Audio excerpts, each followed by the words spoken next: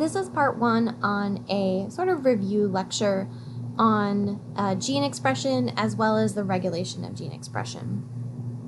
And the goal of this lecture is to get us all on the same page because I am going to be using some terms that you either may or may not have heard before in genetics or in intro bio.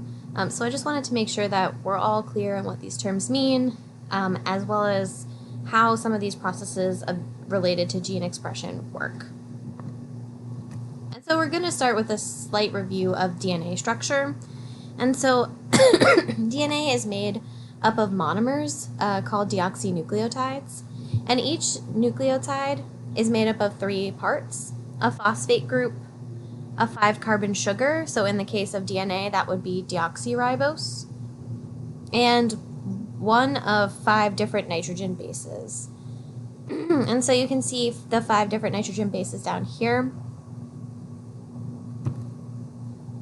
And those 5 nitrogen bases are grouped into 2 different groups. You have the purines down here and the pyrimidines up top. So your purines are the A and G nucleotides, or adenine and guanine, and the pyrimidines are cytosine, thymine, and then uracil, or CT and U. And as you already, I'm sure, know as well, U is only found in RNA, uracil, and T, or thymine, is only found in DNA.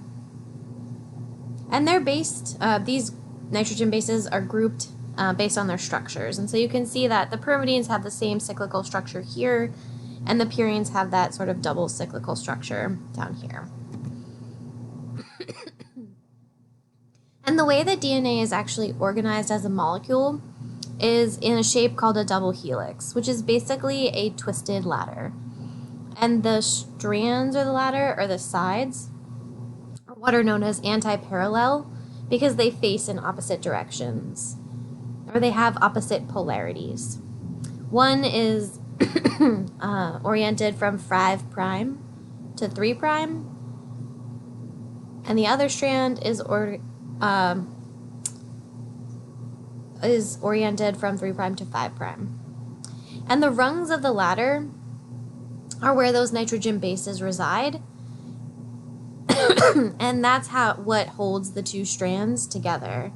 There are hydrogen bonds that are made between complementary bases, and these hydrogen bonds are relatively weak when there's 1 or 2 of them, but when there are many hydrogen bonds holding all of the bases of a double helix together, provides a lot of strength and makes DNA quite stable even at higher temperatures.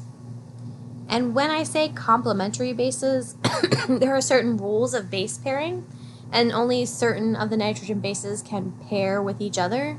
Those that are able to pair are complementary.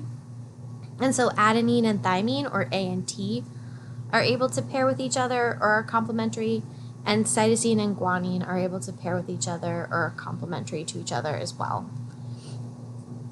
And you can see here the hydrogen bonds and how they form molecularly between A and T, or adenine and thymine, and C and G, or cytosine and guanine.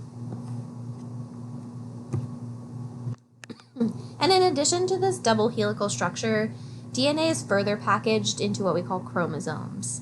And so when you look at DNA in a cell, it actually adopts this sort of beads on a string structure where that double helix is wrapped around other proteins to make up the beads and connected by these linker regions of DNA, which are the string.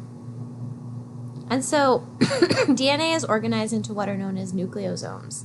And the nucleosome is your DNA double helix, which can be seen in blue down here, wrapped around a set of proteins called histones, which are the orange dots.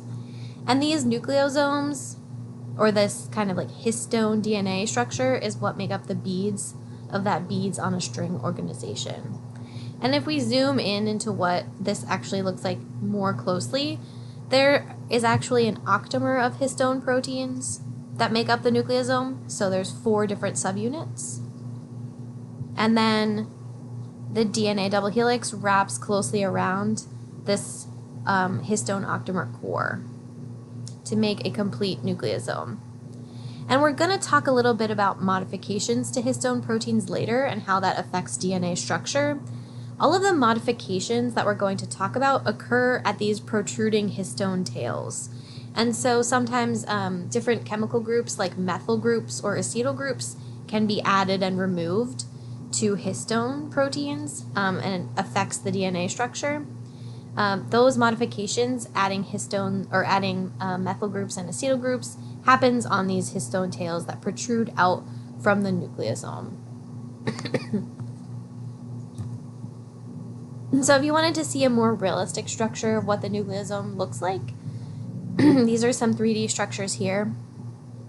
And the DNA double helix can be seen wound around 4 different types of histone proteins in the center, which are indicated by the different colored alpha helices. This is probably the best view down here in C to see the different colors, all 4 of the histones, as well as the DNA wrapping around them. And then you can see those histone tails out here in B, these hanging strings. And that's where the histone proteins are modified if they are being like methylated or acetylated or deacetylated. And then in addition to just organizing into nucleosomes, the DNA double helix then has to compact further and package the DNA even more into what are known as chromosomes. And chromosomes are just like a nice organized way to take the 6 feet of double helical DNA that exists in every cell and package it into something small and movable. This becomes really important in processes like mitosis, right? Where you want to make sure the DNA is split evenly between 2 new cells. You can imagine having 6 feet of string. It would be difficult to do that. But if you can organize those strings into smaller units like chromosomes, the packaging provides kind of more of an assurance that you're splitting DNA evenly. And so the double helix, as we said before, wraps around histone proteins to make nucleosomes. And then that forms that beads on a string structure. And then those nucleosomes condense. And you can see that happening here. And when that happens and the nucleosomes get closer together, it forms what's known as a chromatin fiber. It's sometimes referred to as a 30 nanometer fiber because that's the diameter that that fiber ultimately achieves. But the condensation of nucleosomes is what creates chromatin.